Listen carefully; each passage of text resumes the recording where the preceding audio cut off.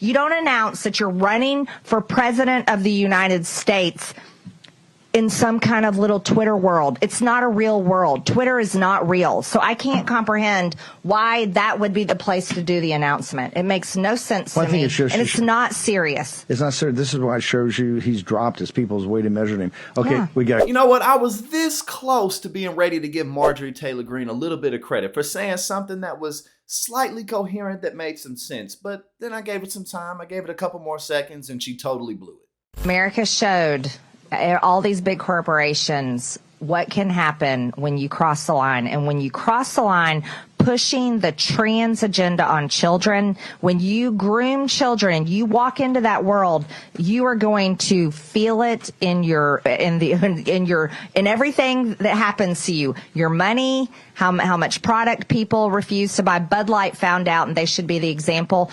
And then, of course, she immediately busts in with the Bud Light outrage. You know, it's always funny to watch people like Marjorie Taylor Greene or other Republicans talk about companies like Bud Light and do everything they can to shut them down because, you know, they had a transgender activist on one of the cans. You know, let's not discuss the fact that brands like Bud Light and every other major company does brand deals all the time. They do marketing deals and advertisement deals with famous influencers literally all the time, and no one bats an eye. But because there was a transgender activist on the cans, conservatives are up in arms. They're up in flames. And they have the same types of criticisms that go towards Ron DeSantis in his war against Disney. People are saying that's not very conservative of you. Well, how is it conservative of Marjorie Taylor Greene or any of the other Republicans to say, oh, we're gonna buy hundreds of dollars worth of beer and run over them with tractor trailers on video?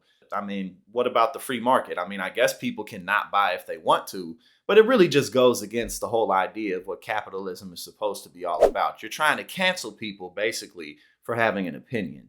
The radical side of pride that no mom and dad wants to purchase and wants to have forced down their children's throats. America's fed up. I'm not allowed to launch a boycott against any corporation, but I can tell you right now, boycott every single groomer. Boycott the groomers. What exactly does that mean? You know, I really don't understand what that means, because you're not trying to boycott Hooters. You're not trying to boycott other companies like that, or, you know, the drag show outrage. Why don't you just not bring your children to drag shows? Because typically they can't drive themselves there. You're talking about children.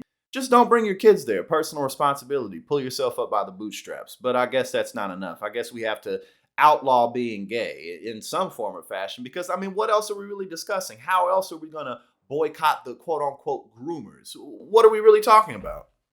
And show these corporations. And I'll tell you something else. Who needs the name brands? We don't need name brands. Buy generic. They're cheaper anyways. Buy generic and let the name brands just totally fall apart in bankruptcy, because we're done with it. All that really went down with this rant by MTG was a call to vote for Donald Trump. Ultimately, that's what it was, because on the show, she was talking about how Ron DeSantis' announcement on Twitter was an epic disaster. Which it absolutely was. You should check that out if you haven't. Oh my goodness. Elon Musk and Ron DeSantis coming together, it went just about as well as you would have thought.